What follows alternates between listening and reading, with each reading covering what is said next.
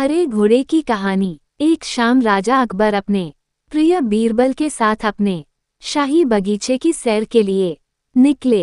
वह बगीचा बहुत ही शानदार था। चारों ओर हरियाली ही हरियाली थी और फूलों की भीनी भीनी खुशबू वातावरण को और भी खूबसूरत बना रही थी।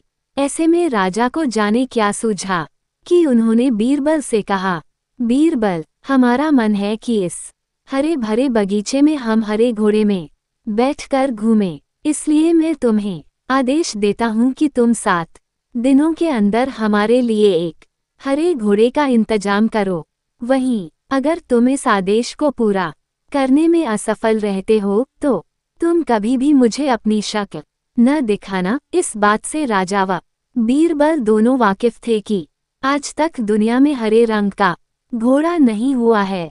फिर भी राजा चाहते थे कि बीरबल किसी बात में अपनी हार स्वीकार करें। इसी कारण उन्होंने बीरबल को ऐसा आदेश दिया। मगर बीरबल भी बहुत चालाक थे। वो भली भांति जानते थे कि राजा उनसे क्या चाहते हैं। इसलिए वो भी घोड़ा ढूंढने का बहाना बनाकर 7 दिनों तक इधर उधर घूमते रहे।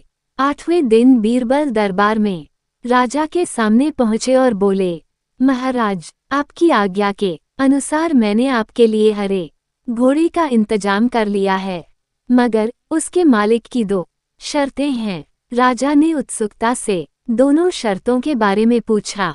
तब बीरबल ने जवाब दिया, पहली शर्त यह है कि उस हरे घोड़े को लाने के लिए आपको स्वयं जाना होगा। राजा इस शर्त के लिए तैयार हो गए।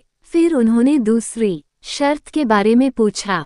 तब बीरबल ने कहा, घोड़े के मालिक की दूसरी शर्त यह है कि आपको घोड़ा लेने जाने के लिए सप्ताह के 7 दिन के अलावा कोई और दिन चुनना होगा। ये सुन राजा हैरानी से बीरबल की ओर देखने लगे। तब बीरबल ने बड़ी सहजता से जवाब दिया, महाराज, घोड़े का मालिक कहता है कि हरे रंग के खास घोड़े को लाने के लिए उसकी यह खास शर्तें तो माननी ही होंगी। राजा अकबर बीरबल की यह चतुराई भरी बात सुनकर खुश हो गए और मान गए कि बीरबल से उसकी हार मनवाना वाकई में बहुत मुश्किल काम है।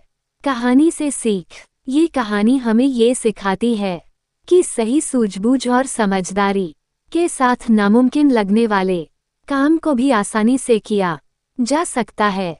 दोस्तों, ऐसे ही ज्ञानवर्धक और मनोरंजक कहानियों के लिए हमारे चैनल को सब्सक्राइब करें, अपने दोस्तों में शेयर करें, बेल आइकन को हिट करें ताकि हमारे हर वीडियो की सूचना आपको मिलती रहे। वीडियो यहाँ तक देखने के लिए आपका बहुत बहुत धन्यवाद।